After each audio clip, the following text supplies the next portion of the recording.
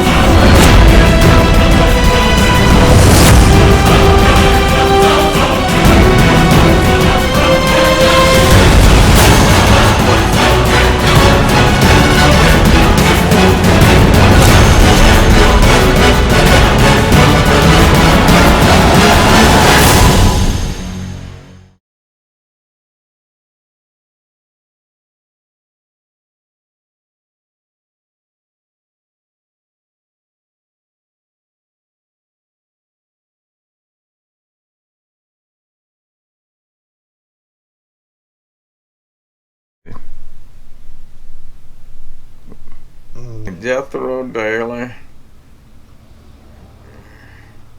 I moved out more in Freemanville in 1927. Well, I was really born in Conecuh County, up at Buncombe. And then I guess my parents moved to Mobile County. We was in Satsuma. And from Satsuma, we moved here to Freemanville. 1927, I was very small. Well, I finished graduating after I came back out of school in 47, I believe. When I came back, I graduated, might have been in 46, because I come out of the Army in 1945. And I went to school, finished graduating in Atmore County Training School. Now, when Pearl Harbor was bombed in December of 1941, where were you at?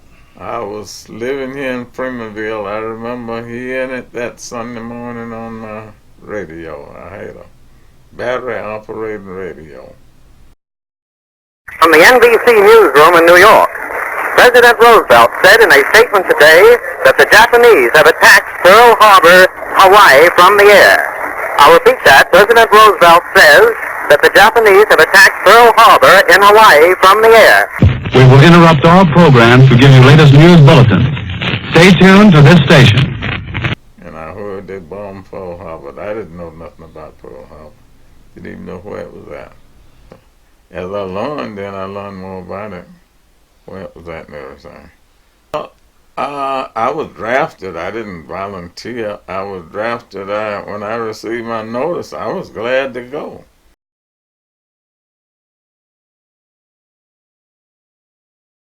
I was wanting to go because my daddy had been in World War I, and he used to tell us some old stories on World War I. Then one time when I got my notice, I was glad that we went up and took our physical and everything. It was on January the 4th in 1943. And I come back home, let us come home for 7 days, and I was really, went back on the 11th of January. And then when they sent me back to Camp Stewart, Georgia, take my physical basic training.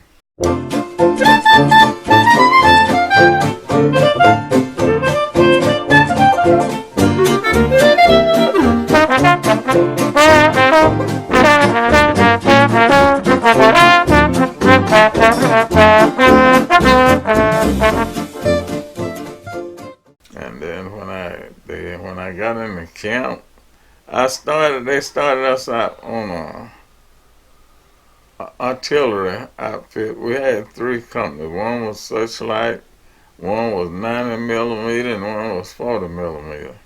And I was in the Searchlight battalion. And then after we finished our training, we had to go to a rifle range and everything, take training. And after I did that, then they sent me to El Paso, Texas. I didn't volunteer. They just called me in and told me that they were going to send me out to El Paso, Texas for a surgical technician. They called me in and sent me to El Paso, Texas to the William Beaumont General Hospital. Took a medical training.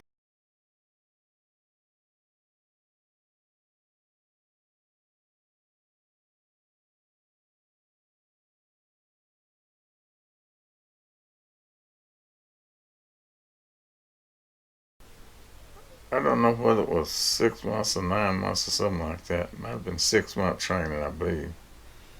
And I come back to Camp Stewart, and I worked down there a little bit in the medical department. And we worked with the medical, like first aid, they have the dispensary, they call it.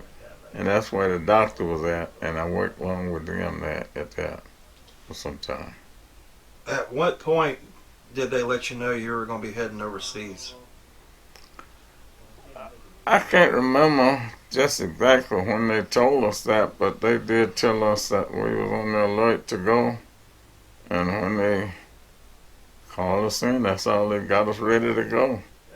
And he sent us we left out of Virginia, I believe it's somewhere around Richmond, Virginia, somewhere from there. Where we boarded the ship, and took us 9 days to get across the Atlantic. We wound up over in Casablanca, Africa. Stayed there for a while, and then they sent us to the company that I was in. I guess they must have signed me to a company. Went to Naples, France, I believe. Well, stopped in different little places before, but we wound up in Naples, Italy. Went to different other little places, but I wound up in Le Havre, Italy. And they put me on a Pope battalion then in Le Havre, Italy. We took training there, wound up in a replacement depot. And from that, I guess I was drafted out over to somewhere in Italy. But we stayed there. That's where we loaded up on the ship at. We loaded up some material and stuff. I guess I don't know whether we was in English or neither, but we were just across the English Channel. Must have been still in it. But we loaded up the material and stuff on the ship. Now, they didn't tell us what we was loading up for. I had to be an operator on a ship one time, moving around different places. I was operating a winch on the ship. We had to unload that stuff, and one time at least we was unloading some stuff off of a ship that they had bolted down in that ship when it was coming across the Atlantic, and I guess I almost bent one of them booms on the ship lifting it up, because you have a flagman in the ship and one on deck. And when he was telling me to pull it, I was pulling, but they found out I couldn't move it, so they found out they had to go back and check under there. Some of the tank I was trying to unload was still bolted down in the ship. I tried to volunteer at one time when I was in that Pope battalion, because that was some tough training we had to go through. And they had a bulletin board up there that they was for paratroopers. They said it was going to take 30 days training for paratroopers. And I tried to volunteer for that, to get out of that Pope, out of that camp, but then they said, well, if we don't get enough white, then we'll get some of the black. So they didn't get enough, I don't guess they got all white. Well, when they put you in a replacement depot, you go through all kind of training, and that was tough. we had to get up sometime. You don't never get a whole night's sleep. They get you up any time of night and you get your full fit pack. We didn't have these backpacks like they got now. We had to fold our stuff up in a blanket and take everything with us. They get up and fold that stuff up and they get us out. And sometimes it'd be a 5-mile hike, sometimes a 10-mile hike. You run part of the way and walk part of the way. And then you had to go out on the field, out in the wood, and take a training out there, crawling around on the ground and all that stuff. That was some tough. And that's why I was trying to volunteer to get out of there. That was kind of tough on us.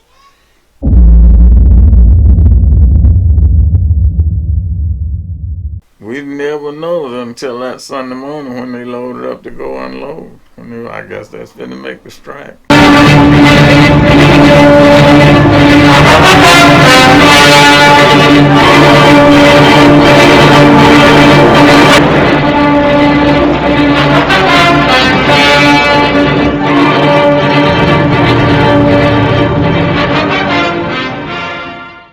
They landed. What do you remember seeing that morning? Well, there was so many airplanes and things was flying over. After we got on the ship, they told us what we was going to do. And I guess we could hear this. I think the battleship was back out bombing before they landed over there. You could hear them shooting. And I guess you could see the airplanes flying over bombing, But then they told us that we loaded up that Sunday morning, and they told us what we was finna go on that land. And we went over and unloaded the material. There's so many airplanes was flying over, we could see the fellas jumping out the airplanes and things. We were close enough to the battle to see that, jumping out the paratroopers. I guess a lot of them never hit the ground because I guess the Germans was shooting at them while they was in the air. We were real crazy though. One of the airplanes come by flying like that, and everybody run up on the deck wanted to see that. German plane with airplane, American plane right behind them. How many ships were out there with you guys? It was several ships. All of them didn't come from the same port. I don't guess where we was coming from. But after you could see a bunch of ships out there, going on over. We didn't ever land on shore. We just got out so far and we unloaded our material out there. We never hit the ground over there. You were unloading material to support the guys who were on the beaches. Yeah, that some of the stuff like those amphibious things, and they take them soldiers and take them off. We could just see them and hear the noise being made out there from guns being fired, ships and things, and airplane bombing. But I don't know. I had no special thoughts about it. After D-Day, we brought a few of those Germans back on the ship, that ones that give up, I guess, and they loaded them, and they said, well, we know y'all was coming, but they didn't know what time. What was some of your thoughts seeing an enemy soldier for the first time? Well, I hadn't been used to them because before we got there, we had a camp set up, and they would bring some of those. They already had some of the prisoners back there, and we guarded them. We'd be walking around doing different little objects on the camp there. And they had us doing that. We would be out there guarding. We wouldn't have no ammunition in the gun. We had a gun with no ammunition. And those Germans would work, just we have them building little things around on the camp, doing work on the camp what needed to be done. And I was very familiar with them. After that, then they sent us to a camp receiving the liberated soldiers. It was called Camp Lucky Strike. And we was in this camp, and when they bring them in, then we were fixing the food and stuff and feeding them as they come in. Some of them was in pretty bad shape because I guess the Germans had run out of food, and them people was in pretty bad shape.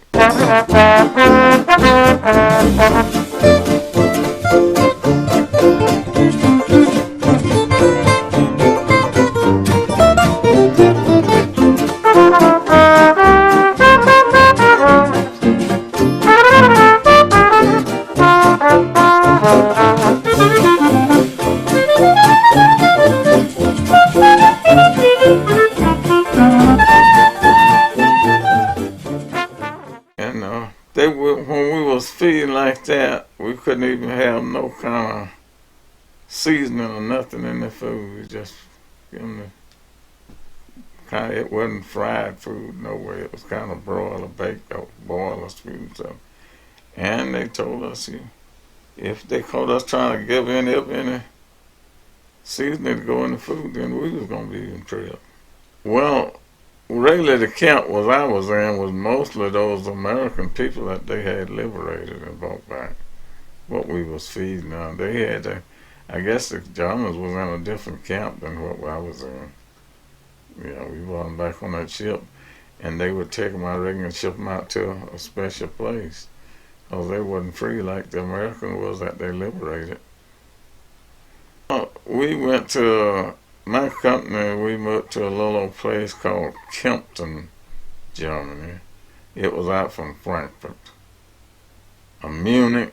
We went to Munich. I went there one time. We moved around. Looked like I don't know why they kept moving us around, but we moved around. And they sent me then. I got attached to the 1697 Combat Engineers. Working on repairing bridges and things. That was after D-Day. After the D-Day Liberty, well, mostly we was in a camp, just moving around in the camp. We wasn't doing anything. Well, then they started preparing us to go. I do remember that. They started preparing us to go to Japan.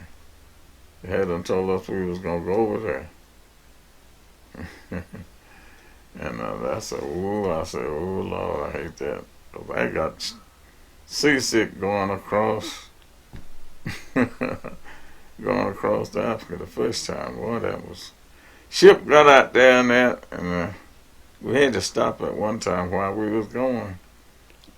Because I remember they said they had thought they saw a sub was in the area, a German sub, and when the ship stopped out there, I guess they looked like to me to cut off the engine and everything, and we were sitting started out there until it got a clear signal that they could move on. Let me see, I think I was in Munich, but they moved us to the company to Frankfurt. From that, getting ready to come back home. What was it like interacting with some of the German people over there once you got into Germany? Those people were very friendly over there. We never run into anybody that looked like, that was against the American people. Looked like everybody was friendly. And even when we went to Germany, I went to Germany a long time. We stayed there. The people was real friendly people. When you found out you were coming back home, what's some of the feelings that you had? Well, I was glad to come back home. And they told us we was going to come back. Well, we wasn't coming home. First, they was getting us ready to go to Japan. And then when Japan rendered over there, then they told us we was going to come back home. And I was glad of that. What were some of the feelings you had learning that Japan had surrendered, you didn't have to go to Japan? Well, after I found out I didn't go, I got happy. Well, I was dreading that ship voyage of going over there. I didn't have any fear, anything about going over there. The only thing I was dreading was that ship ride.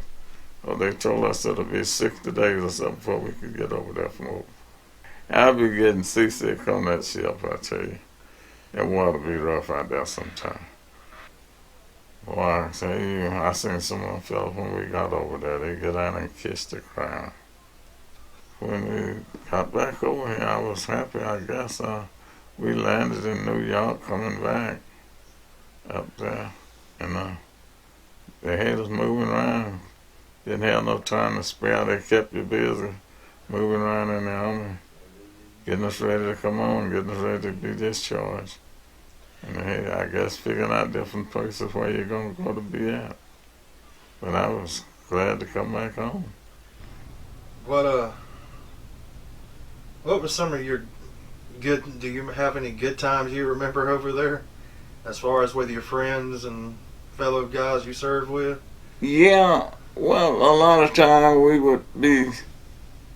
Hey, you have some spare time over there, but at night, a lot of time at night it would be bombing, but they didn't bomb at least in the camp where I was at. They would put all the lights out and everything in the camp where I was at, but we could hear some bombing going on. But none never struck the camp where I was at. What'd you guys do for fun on your downtime? Did y'all play cards or? Yeah, they played cards. A lot of them be gambling. I tried gambling one time. Didn't have no money. They be gambling for pennies. And I guess I messed around and lost $10 over there one time. Shoot, I said, no, Lord, that ain't for me. I couldn't hardly sleep that night. I woke up, tried it again the next day, and I got my $10 back, and I ain't tried gambling no more since. We didn't get, we wasn't getting no money paid, and this one looked like me $47 a month. What would you like to tell the younger generation about you guys? What's some of the things you want them to remember you guys for? Well, the Army then is different from the Army now. It's not too much you can tell the people about. Well, you can tell them what you went through over there, but the way they started fighting over in Vietnam and that kind of fighting is totally different from what I could see. While we was over there at the camp, those plans was come over bombing. Now they bombed the city. They would warn the people before they dropped the bomb, tell them to get out because they're gonna bomb them. It was up to them if they wanted to leave. But I seen whole cities look like nothing but just bombed up stuff. I'm not talking about little places like that, Mobile, like that. Larger cities in there was just bombed over. I tell people all the time, it's better for our boys to go over there than it is to be fighting here in this country. I can tell you that. A lot of people hate to see the boys go over there, but if you had seen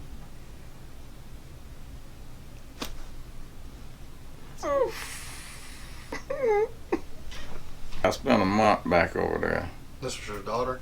Yeah. She was in the Navy, and she was stationed in Corsica, and she gave me a trip back over there, and I stayed over there a month, and we was going from place to place, just like a vacation everywhere. Now everything is all built back up. Now we loaded up on a train on a barge. I didn't even know nothing like that could happen.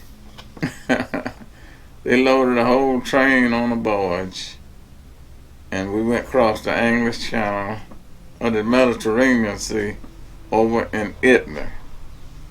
And Italy they done repaired all that place back up.